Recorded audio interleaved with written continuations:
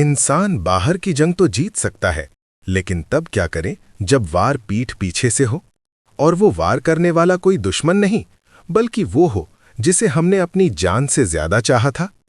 आज के इस दौर में अपनों से मिला धोखा इंसान को अंदर से तोड़ देता है। मन में बस एक ही सवाल आता है, मेरे साथ ही ऐसा क्यों? आखिर ईश्वर ने उसे सजा क्यों नहीं दी? अगर आज आप भी इसी दर्द से गुजर रहे हैं तो रुकिए, आज की ये कहानी आपके जीवन को देखने का नजरिया बदल देगी। आज हम जानेंगे कि जब कोई अपना विश्वास तोड़े तो श्री कृष्ण के अनुसार हमें क्या करना चाहिए। प्राचीन समय की बात है, एक राजा था जिसका नाम सत्यव्रत था। राजा बहुत दयालु था, लेकिन उसका एक सबसे प्रिय मित्र था जिसे उसने अपने भाई से भी ज्यादा माना। राजा ने उसे राज्य की गुप्त सूचनाएं और खजाने की चाबियां तक सौंप रखी थीं। एक दिन उसी मित्र ने पड़ोसी दुश्मन राजा के साथ मिलकर षड्यंत्र रचा और राजा सत्यव्रत को धोखे से बंदी बना लिया। राजा महल में बेड़ियों में जकड़ा हुआ अपने मित्र की आंखों में देख रहा था, लेकिन उस मित्र की आंखों में ग्लानि नहीं बल्कि जीत का अहंकार था। राजा को काल कोठरी में डाल दिया गया। वहां राजा टूट चुका था। तभी वहां एक सिद्ध महात्मा आए। राजा ने रोते हुए पूछा, हे मुनिवर, मैंने तो कभी उसका बुरा नहीं किया, फिर उसने मेरे साथ ऐसा क्यों किया? क्या अच्छाई का अंत यही है?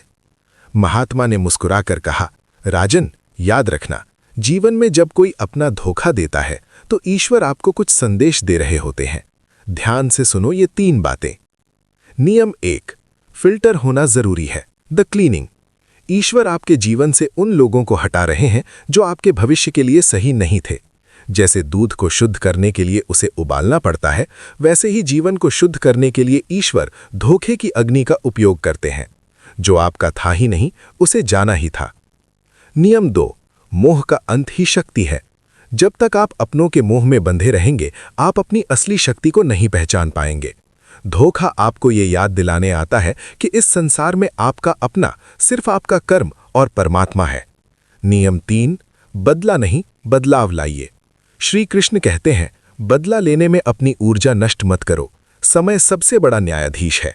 तुम बस शांत रहकर अपने व्यक्तित्व को इतना ऊंचा उठाओ कि कल वो व्यक्ति तुम्हारी परछाई को छूने के लिए भी तरस जाए। तो याद रखिए, अगर आज आपका दिल टूटा है तो ये आपकी हार नहीं बल्कि आपके एक नए और शक्तिशाली रूप की शुरुआत है। उस इंसान को मन ही मन धन्यवाद दीजिए क्योंकि उसने आपको पहचानना सिखा दिया। अगर आपको श्री कृष्ण की ये बातें अच्छी लगी हों तो कमेंट्स में राधे राधे जरूर लिखें और हमें बताएं, क्या आपने भी कभी किसी पर आंख बंद करके भरोसा किया था? आपके विचार किसी और की हिम्मत बन सकते हैं। चैनल को सब्सक्राइब करना ना भूलें।